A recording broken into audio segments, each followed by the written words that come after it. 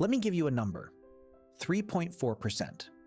That is the effective tax rate paid by the 25 wealthiest people in America over a 5-year period, according to actual IRS data obtained by ProPublica. During that same period, their combined net worth grew by $400 billion.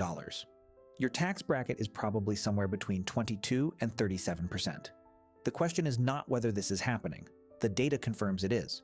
The question is how, and more importantly, whether any of it is actually illegal.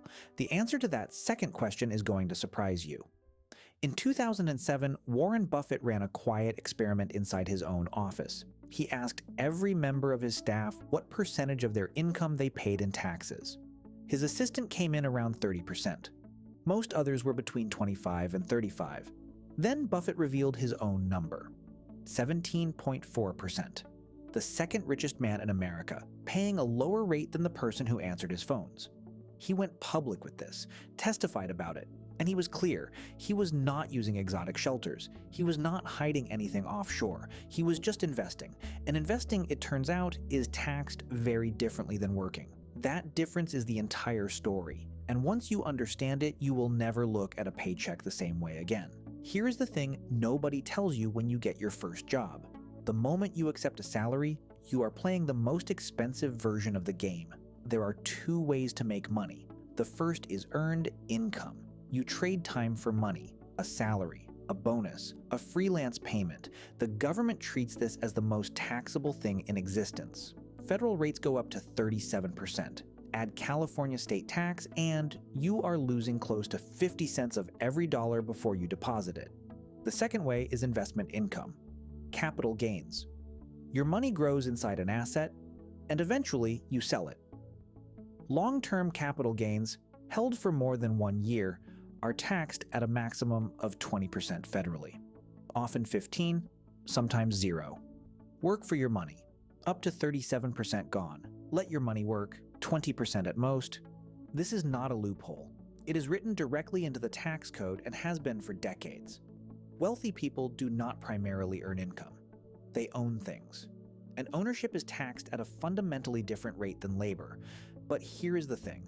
The very best strategy does not involve paying that 20% either. Let me walk you through the life of a fictional person. Call him James. James built a software company in his 30s. By his mid-40s, it is worth $600 million. He owns most of it.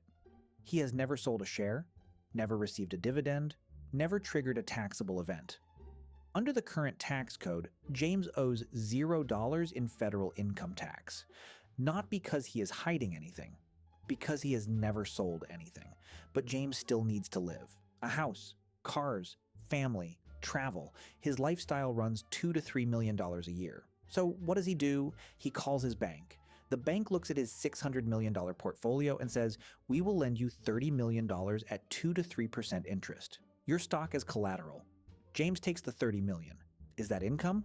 No, it is a loan, and loans are not taxed. He lives off it. When it comes due, he borrows again. He pays interest, which is often deductible. He sells minimal stock to manage the balance. He does this for 20 years. And then James dies. At death, something called a step-up in basis occurs. His heirs inherit his portfolio, not at the original purchase price, but at the value on the day he died. Say he bought that stock for nearly nothing. It is now worth $1 billion. That entire lifetime of gains is wiped clean. His children sell the assets and owe almost nothing. $1 billion transferred, taxed at a lower effective rate than a teacher selling a rental property. Buy, borrow, die. It sounds like a dark joke. It is actually the strategy. Legal at every step. Now, I want to plant something in your mind that we will come back to. If this strategy is so effective, why would any billionaire ever sell anything? Why does anyone at the top pay taxes at all? Hold that question. We will answer it in a few minutes. There is a second strategy that has quietly created more millionaires in America than almost anything else. And the reason it works has almost nothing to do with property values going up. It is called depreciation. When you buy a rental property, the IRS officially considers the building to be wearing out. Residential properties depreciate over 27 and a half years on paper. So if you buy a building for $300,000, the IRS lets you deduct roughly $11,000 a year as a loss. A paper loss. The building may be worth more every single year. You are still collecting rent. But on your tax return, you are losing money. That paper loss reduces your taxable income. At scale, a $10 million real estate portfolio can generate $300,000 or more in paper losses annually, offsetting real income from other sources. And when you eventually sell and there is a real gain, there is a rule in the tax code called a 1031 exchange. It says that if you take the proceeds from a property sale and reinvest them into another property within a set time frame, the IRS treats it as a continuation of the same investment rather than a sale. No tax gets triggered. The gain rolls forward into the new property. You do it again and again. The tax bill keeps getting pushed into the next deal and the next one after that.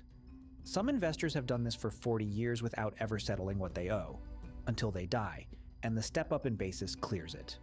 Now, the question I ask you to hold.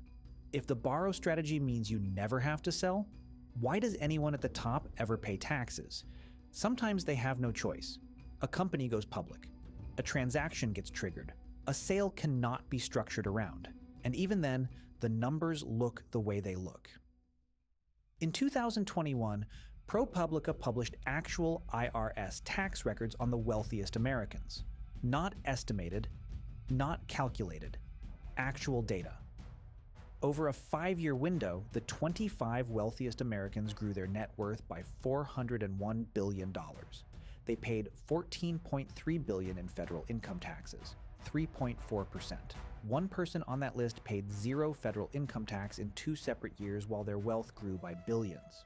No fraud, no illegal shelters, every return filed accurately, every dollar owed, paid. ProPublica was not making a legal accusation. They were showing what the system produces when used exactly as designed. And the question they left the reader with is the same one I will leave you with.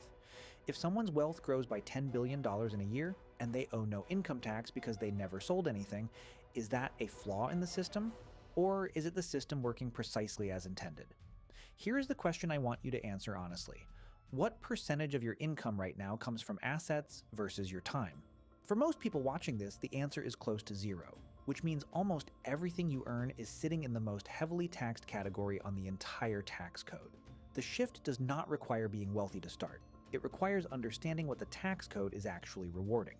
Holding is rewarded. Keep an investment for more than a year and your rate drops by half or more. That is available to anyone with a brokerage account and the patience to wait 12 months. Retirement accounts are the government explicitly telling you, grow this money and we will never tax it again. A Roth IRA maxed out from your mid-20s can produce hundreds of thousands in tax-free income. Most people leave it completely untouched. And ownership, even at a small scale, changes your tax position in ways employment never will. A single rental property puts depreciation deductions on your return. A side business puts deductible expenses between your revenue and your tax bill. Every strategy we covered today, buy, borrow, die, depreciation, 1,031 exchanges, step up in basis, is a version of the same move. Delay the taxable event. Grow the asset. Control what happens at the end. The wealthy are not smarter than you. They are not working harder. They are playing a version of the game where they earn less and own more, where time and assets do the work that labor used to do. The tax code was built to reward that transition. The only question is when you start making it. 3.4%. Nobody on that ProPublica list broke a law. They paid exactly what they owed.